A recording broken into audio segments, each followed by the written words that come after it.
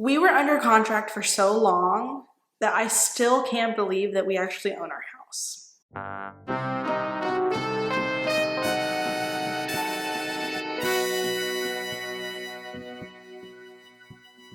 Hi everyone, my name is Lena and welcome to my channel. If you're new here, my boyfriend and I just purchased an old home here in New Orleans that we're in the process of renovating and filming the whole process. We actually just filmed an empty house tour where I walked around and I showed you the house empty, like as is, on day of closing.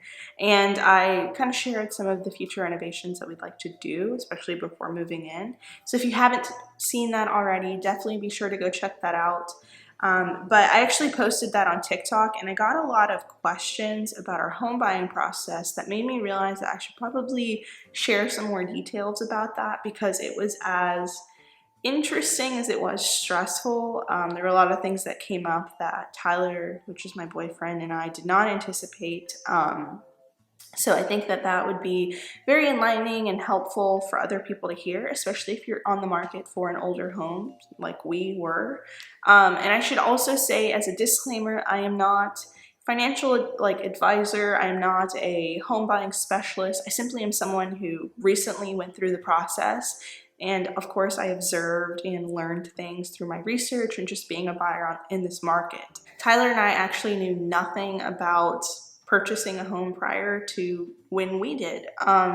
We were actually the first in our friend groups to purchase a home, and also there was really no one in our family on either side that could offer any advice about purchasing a home, especially in this market. So a lot of the research that we did was on our own. Everything we learned was on our own. So yeah, I just wanted to provide that disclaimer because this is all my opinion, but I do think it'll be really helpful. So in terms of the criteria that we wanted or what we wanted out of a house, Tyler and I talked extensively about this because it's really important to have a very clear understanding of what you want before you going into the home buying process. So for us, our criteria was that number one, we wanted a space that conformed to our work from home lifestyle. So essentially that means we needed some separation from work and life. So because we both work from home, we both would need some sort of office space that was kind of not next to each other, just in terms of going on calls and meetings and stuff like that. So because of that, and we had that top of mind, in New Orleans, there is a vernacular architecture style called the shotgun house. And if you're unfamiliar, I'll put a floor plan up on the screen, but essentially the shotgun house was designed when you open the door, the front door, you should have a straight shot vision to the back door. And that was because of, airflow and lack of air conditioning when they were designed and built. But it's very popular to live in a shotgun house here in New Orleans, and that's not really cohesive to the work from home lifestyle for us because oftentimes with shotgun houses, you have to walk through a bedroom or a bathroom or a kitchen to get into the next room, and it's very disruptive to the person in the room. So straight away, we knew we didn't want a shotgun. We were also not interested in purchasing a starter home, so we wanted a home that we could grow into and we wouldn't have to eventually, move a couple years down the line if our family changed or grew. So for that reason, we did not look at shotgun houses, and we also didn't look at multi-family homes, just again, because we're trying to look at something a little more long-term. And then other things were simple, we wanted a yard, literally any space outside would have worked.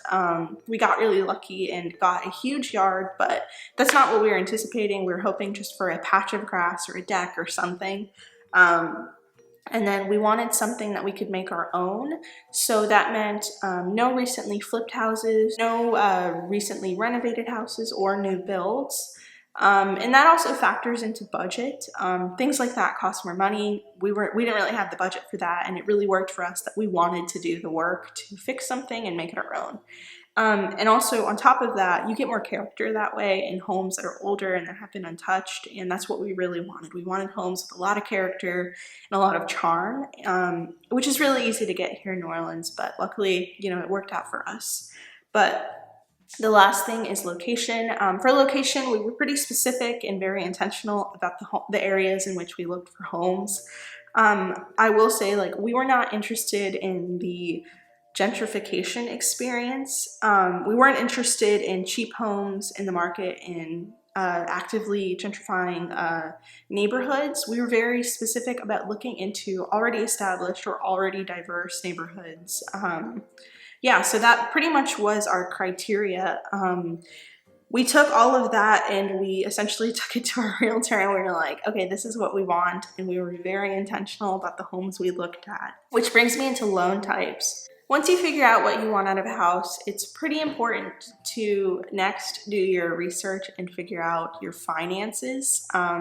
For us, that meant, getting all our ducks in a row, figuring out what loan type we wanted, then going to a lender and getting a pre-approval letter, which that's a whole thing. But for the loan that we picked, there's only 3 that we really considered, the FHA, the conventional, and the renovation loan.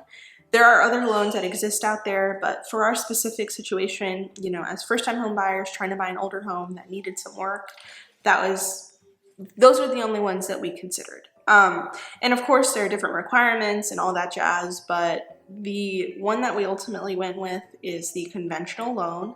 And the reason for that is because we felt like the conventional loan gave us enough flexibility as well as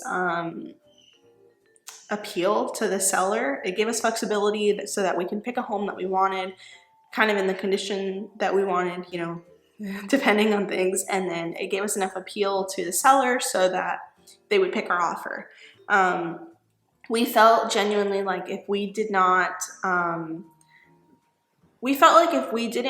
go ahead and purchase a house with the current market, we felt like we would be outpriced in the future. So another thing to think about too is like renovation loans or FHA loans have more stringent requirements. So like the things required to close are longer, things take a little bit longer. Or also I would say that the renovation loan, for example, requires that contractors do pretty much all of the work that is done on the home. And that wasn't really something that we could, 1, afford, but 2, we weren't really interested in having a contractor do things that they didn't necessarily need to, that we could have done.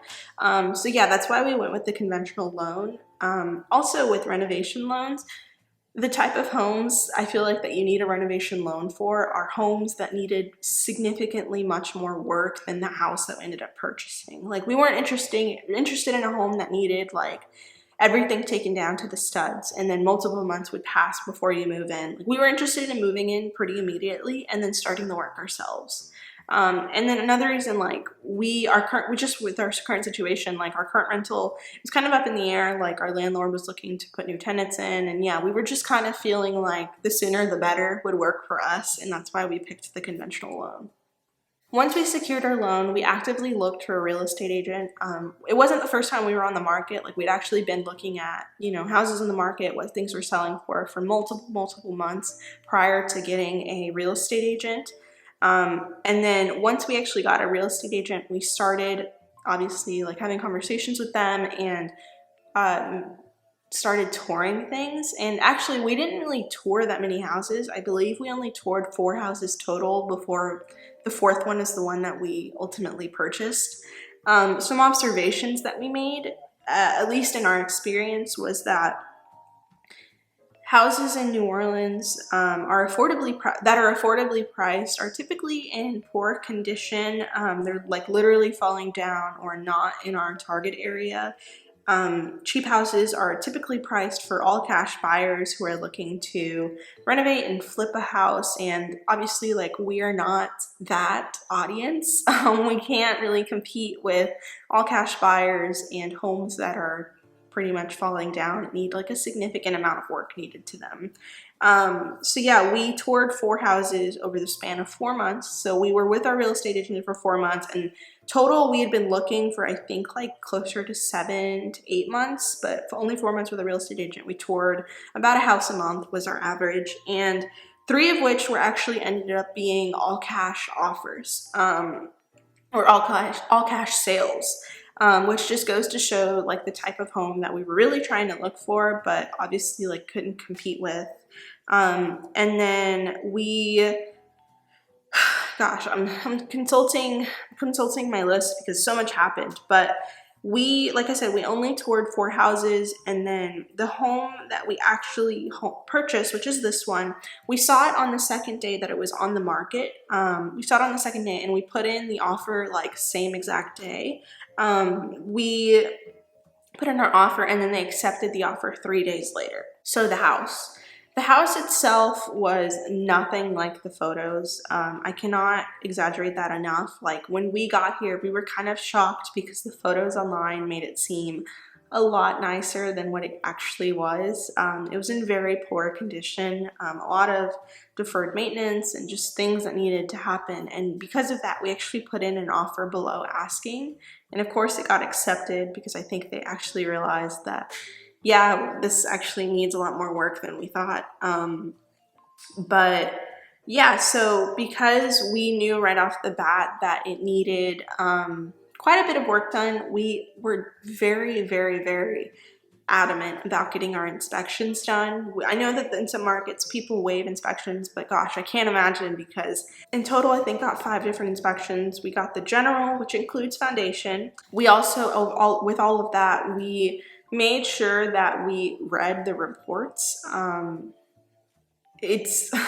We talked pretty extensively with our inspector, and he was really nice and was happy to answer any and all the questions, but he didn't see anything wrong with the house. Like, if you looked past all of the debris and just like the junk in the yard, like, there was nothing wrong with the roof. The roof has good life left. The sewer is great. Like, the pipes are not they're not lead pipes, so we're fine there. Termites are really big in New Orleans. We got that checked out. Everything checked out and was fine. There were no active termites. Foundation was good. Just in general, everything was looking good for us, so we felt really positive about going into the experience, and especially about our offer. Like, obviously you don't get inspections done until after you put in an offer, but we felt really good about it. And you know, from that, like, the house, like I said, the house needed a lot of maintenance. It seems like it was not taken care of for many, many years. There was a lot of work that needed to be done before we could even try to get our inspector out. This is the part where things get a little hairy, because with conventional loans, like many loans, you have to have an appraiser come out and kind of have like a checklist of things. They're like, okay, you're meeting all these things. All right, fine. I can write you I can accept it. I can give you the green light so you can receive this loan.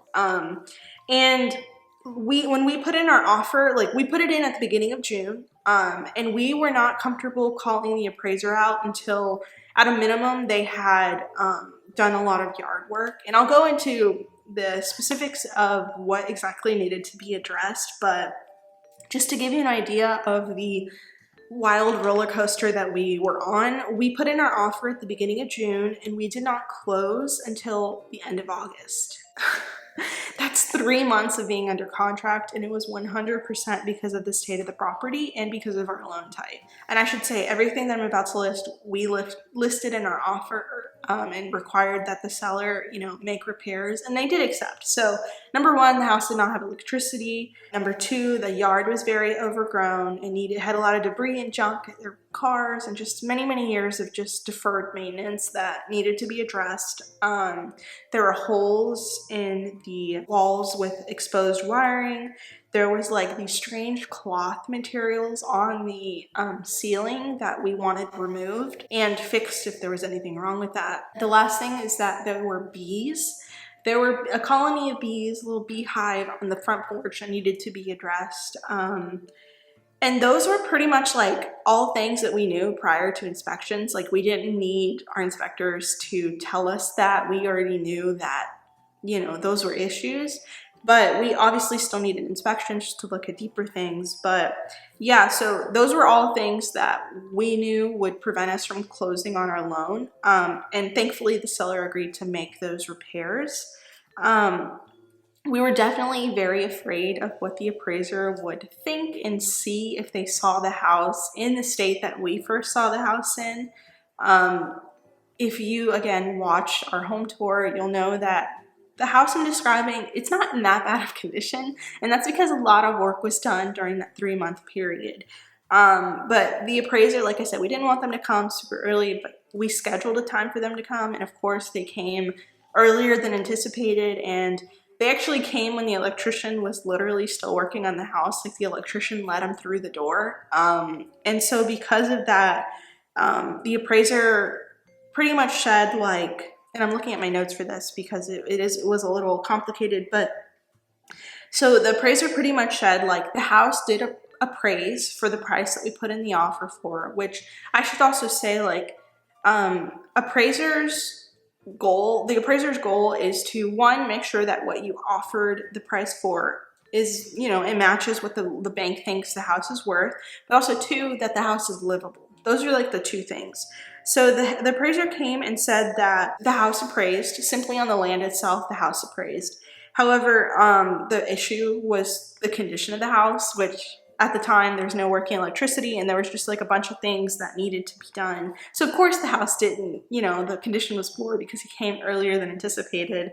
But he also added like a bunch of arguably small things, but still things that needed to be addressed. Like, for example, there was no connection to any type of stove. When I say that they say that the house must be habitable, it just means that, you know, there doesn't need to be appliances, but like, you know, the roof needs to be intact, there needs to be working electrical, there needs to be not necessarily appliances, but there needs to be hookups for appliances. There was a part of the house that had unpainted siding that they had issue with. And I'm assuming that was because of marketability. The house itself, and again, if you watch my house tour, you know that this is incorrect, but they said that the house itself was actually a 1-bedroom, simply because the second bedroom, which is this bedroom right here, they said that this bedroom was not considered a second bedroom because it did not have doors. If you'll notice now, there are doors, and the reason for that is because Tyler and I install doors ourselves to make this considered a second bedroom. And the reason we did that was because the appraiser could not find comparables in the area of a 1-bedroom house of the size with this size land. And he actually said that the house, I don't want to get this wrong, I'm going to say exactly what he said. So he said, well, first of all, he categorized the house as a C5, which, you know, appraisers have their rating scale. C5 is like, it means that there are issues that prevent the house from being habitable. You can't close on a house like that with our loan, so that was a pretty big deal. But this is the quote that he said. He said that it would be more valuable to knock down a 1-bedroom house, this 1-bedroom house, than it would to just like knock it down and sell the land. So let me just say that again, because it always shocks me to hear that. He said the house would be more valuable, like this house, if it were 1-bedroom, it'd be more valuable to the bank to knock down the house and just sell the land.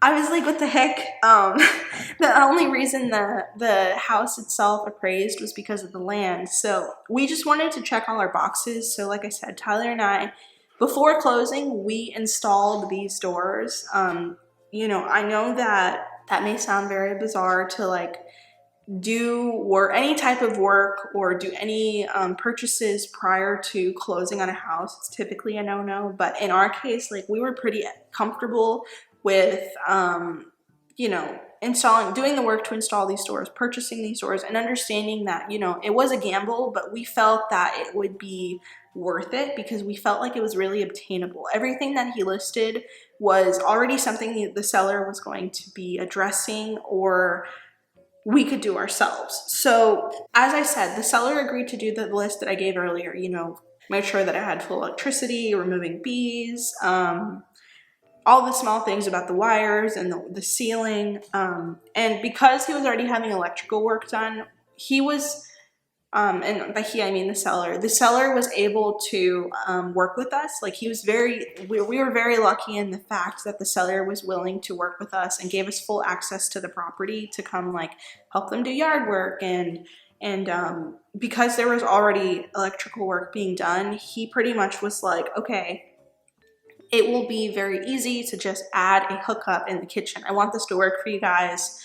So the seller thankfully did that with just a simple ask. And I know that's very unusual, but again, we were really lucky that the seller really wanted this to work for us. And then, yeah, like I said, to address the comments that the appraiser said, we actually installed these doors. I will include a shot of the doors here. We purchased them secondhand, so they weren't necessarily very expensive, but you know, it did take some time and energy to install them, which we are more than happy to do because we really wanted this house.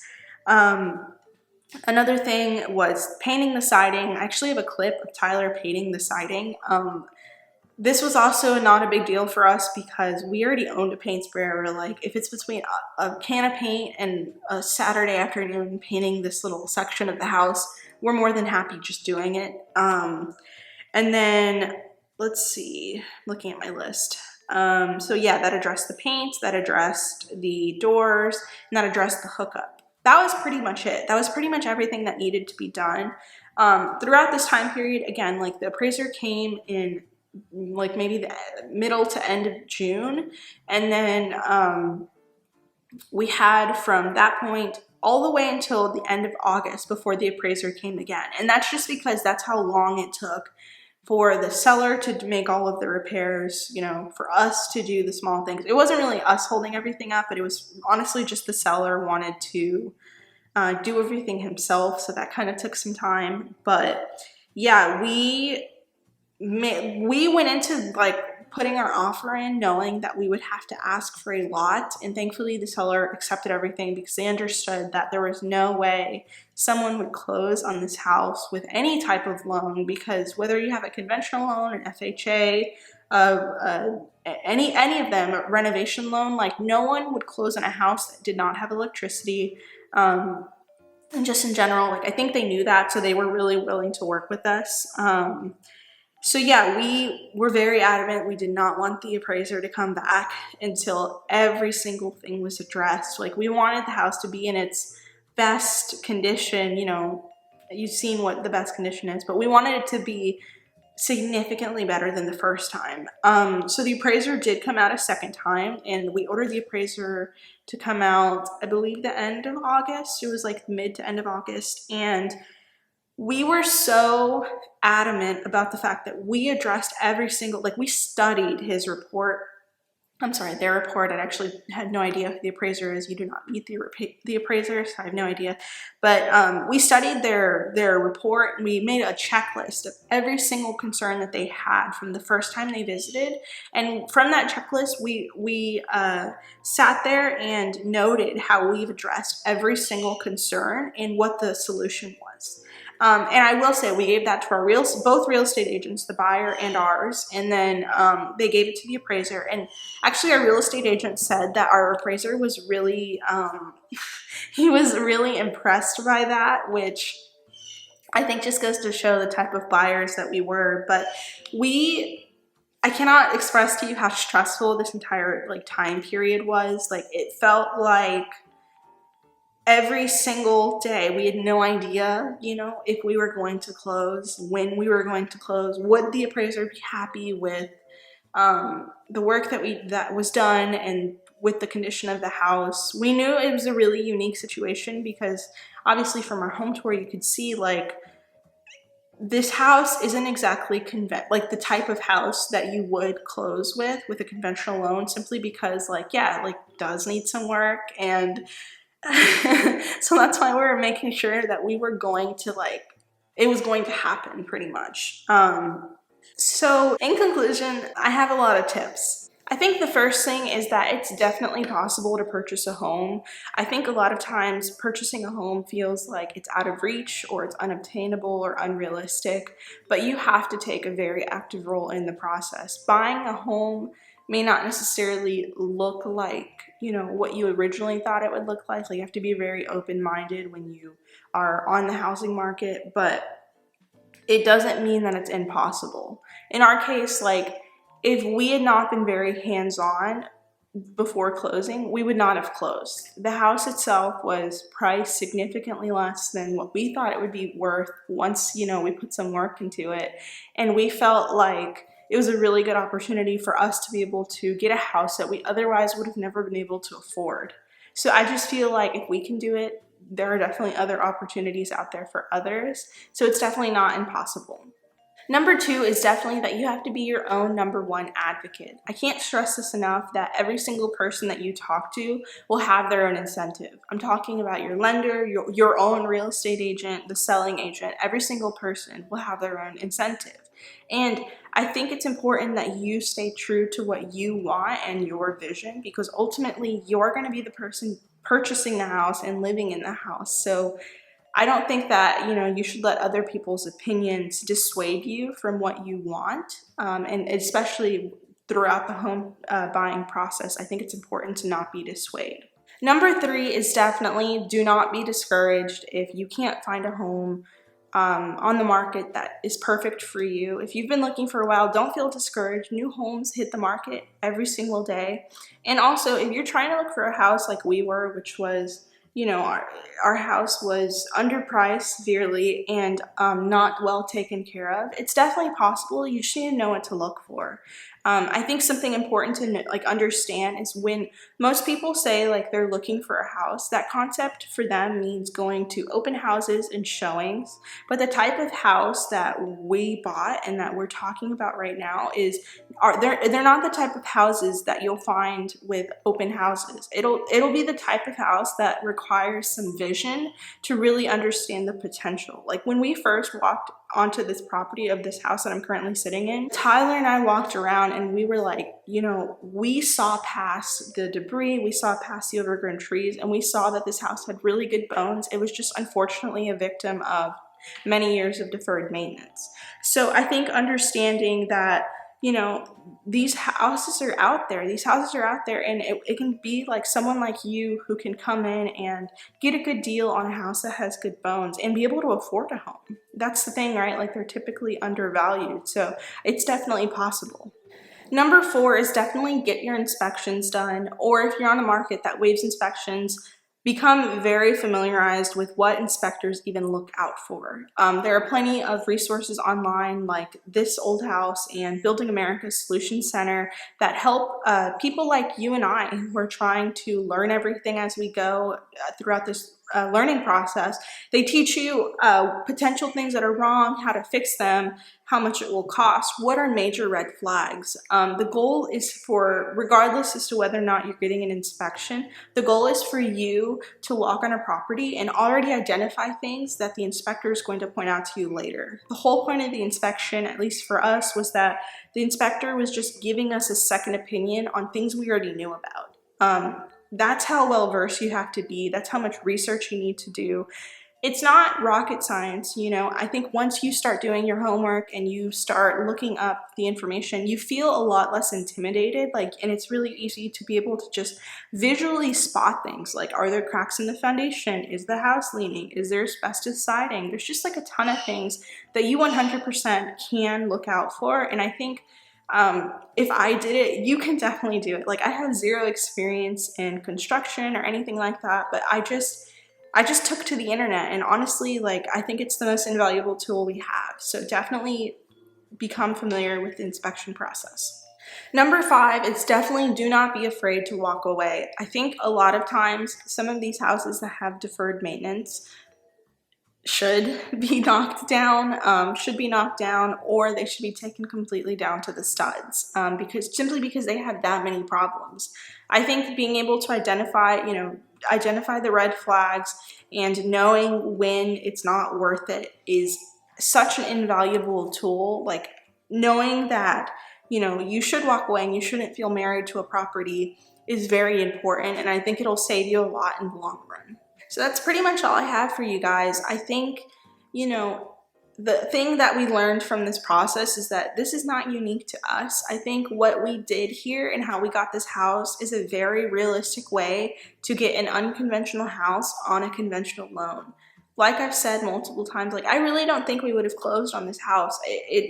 The way that we went about doing all the work that needed to be done before closing, as unusual as it was, it's a super realistic and practical way for someone like us to purchase a house like this. This house, had it been a little bit more taken care of, definitely would have been way beyond our budget. And I think it's super important to note that it's possible. It's possible to purchase a house.